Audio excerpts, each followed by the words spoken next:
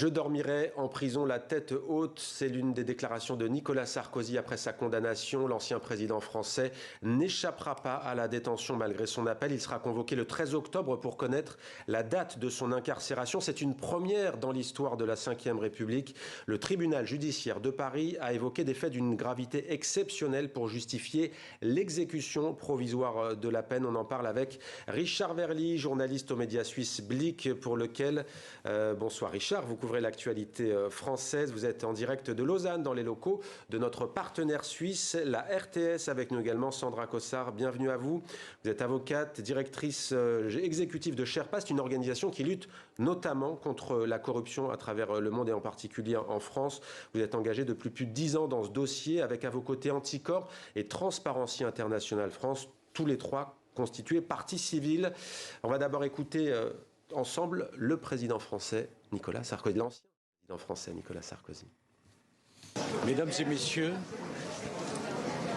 ce qui s'est passé aujourd'hui dans cette salle du tribunal correctionnel de Paris est d'une gravité extrême pour l'état de droit, pour la confiance qu'on peut avoir pour la justice. Plus de 10 ans d'enquête, des millions d'euros dépensés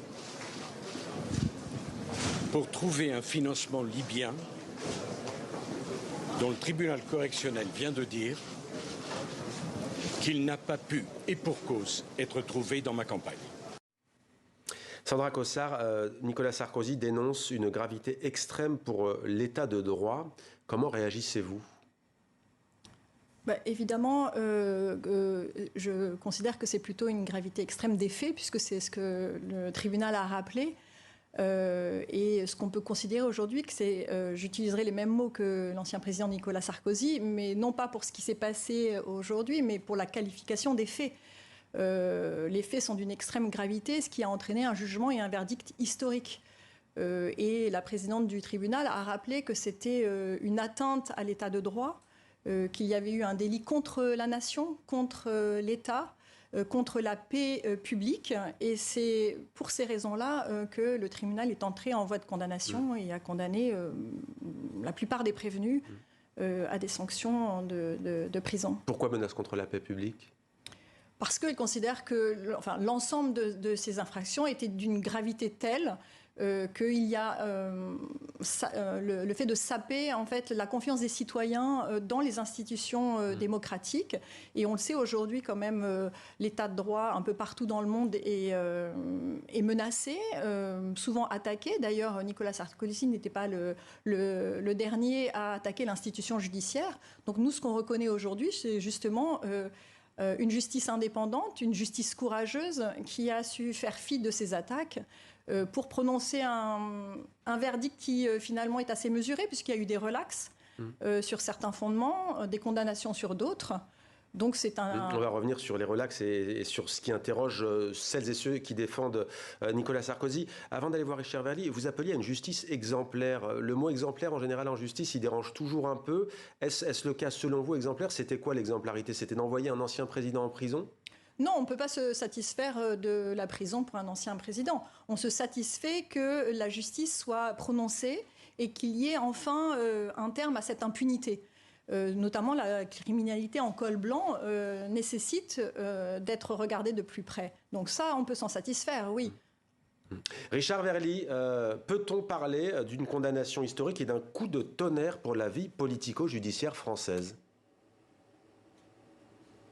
Évidemment, vous savez, il y a un mot qui fait extrêmement mal, vu de Suisse où je me trouve aujourd'hui, c'est le mot malfaiteur, association de malfaiteurs. Vous imaginez, c'est un ancien président de la République française, quelqu'un qui a conduit la destinée de l'État, qui a été élu par les Français, et le mot malfaiteur, il renvoie à des synonymes comme truand, criminel, ça c'est extrêmement fort. Alors après, il y a eu cette réaction très vigoureuse de Nicolas Sarkozy, et il est vrai que durant le procès, moi j'en ai suivi quelques audiences, il y avait, on le savait, ce problème de l'absence de preuves matérielles. Et d'ailleurs, les magistrats l'ont dit, ils se sont basés sur ce qu'ils estiment être des éléments concordants. Et l'autre chose qui est très frappante à l'énoncé du jugement de ce procès, c'est ce qu'on peut appeler le clan Sarkozy. Son entourage, c'était un entourage corrompu, il faut bien dire les mots, puisque vous avez cité deux noms, celui de Brice Hortefeux, l'ancien ministre de l'Intérieur, celui de Claude Guéant, qui a été successivement secrétaire général de l'Élysée, puis ministre de l'Intérieur. Ces deux hommes sont reconnus coupables d'avoir touché de l'argent, de s'être rendus en Libye pour percevoir de l'argent d'une dictature. On est quand même devant des faits extrêmement graves et on ne peut pas imaginer que la justice française ait pris une telle décision sans avoir de solides éléments à sa disposition. Restez avec nous, oui. Et sur la question justement de l'association de malfaiteurs, on peut rappeler ce que le parquet national financier avait dit. Il avait parlé d'accord faustien. Et nous, on avait parlé d'esprit clanique. Et je pense que c'est ce que vient d'énoncer aujourd'hui et dire le verdict, c'est aujourd'hui, même au plus haut niveau de l'État, cette impunité doit cesser. Et cette façon de mener la politique, c'est plutôt du passé. Alors, il y a un homme qu'on n'a pas encore cité, c'est Alexandre Djouri, qui écope de 6 ans de prison avec mandat de dépôt. Il s'agit de l'un des deux intermédiaires entre Nicolas Sarkozy et Mouammar Kadhafi, selon la justice, condamné pour corruption et également association de malfaiteurs. Sandra Cossard, vous êtes une femme de justice, avocate de formation. Il y a ces 3 points sur 4 tout de même, relaxé Nicolas Sarkozy pour 3 des 4 infractions. Ça a été abandonné. Richard Verlier le rappelait, tout le monde le rappelle, les magistrats en premier. Pas de preuve de pacte de corruption. Que répondez-vous à celles et ceux qui trouvent la peine lourde et incohérente ? Ben non, parce qu'il y a quand même une gravité des faits qui a été rappelée par le tribunal, qui a mené à cette condamnation. Et il faut rappeler que, justement, c'est un verdict qui est mesuré, puisqu'il y a des relax et il y a aussi des condamnations. Simplement, il encourait combien, d'ailleurs? S'il y avait eu preuve d'un pacte de corruption, c'était quoi? C'était pas 5 ans, alors? Non, il encourait jusqu'à 10 ans, en fait. Donc on peut considérer que ce verdict est mesuré. Mais sur la question, justement, des forces probatoires, c'est un peu l'état du droit aujourd'hui, c'est-à-dire qu'on demande à des magistrats de prouver l'existence d'un pacte corruptif à partir de flux financiers illicites qui sont monté et fait pour être opaque, pour cacher justement l'origine des fonds et pour cacher les noms. Donc c'est extrêmement difficile pour les magistrats de rapporter cette preuve-là.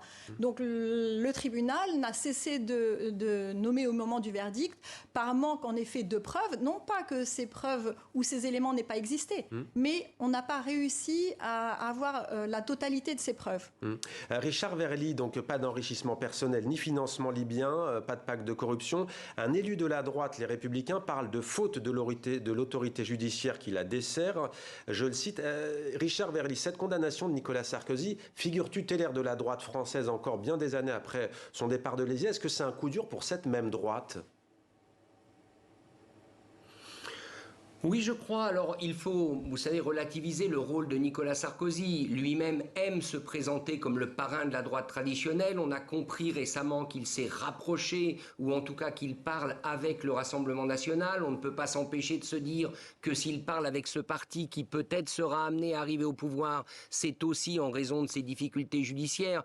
Mais concrètement parlant, les électeurs de droite aujourd'hui, ils n'ont pas un bulletin Nicolas Sarkozy, donc ça n'aura pas d'effet direct, je pense, sur les prestations électorales de la droite. Je me permets juste de rajouter un élément. Vous savez, il se trouve que je suis ici en Suisse. Lorsque j'étais aux audiences de ce procès, effectivement, le parquet national financier a démontré les flux. Il a montré les flux qui d'ailleurs passaient souvent par Genève. Et il y a d'ailleurs un banquier qui était basé à Genève qui a été condamné, tout comme M. Djouri, qui à une époque était basé pas très loin d'ici, au bord du lac Léman. Ça, c'est très important à avoir en tête. C'est-à-dire qu'il y a bel et bien eu, selon la justice, des millions d'euros qui ont été donnés par une dictature, par un dictateur, à des interlocuteurs français. Je rappelle enfin, vous le savez bien, Mohamed, qu'il y a eu une guerre, ensuite en Libye, que Mohamed Kadhafi a trouvé la mort en octobre 2011 et qu'on ne peut pas s'empêcher de se demander s'il n'y a pas peut-être un lien de cause à effet. J'allais vous demander, aller plus loin, Richard, j'allais vous poser la question, est-ce que vous pensez que les magistrats, d'ailleurs, en ont-ils parlé ou pas aujourd'hui,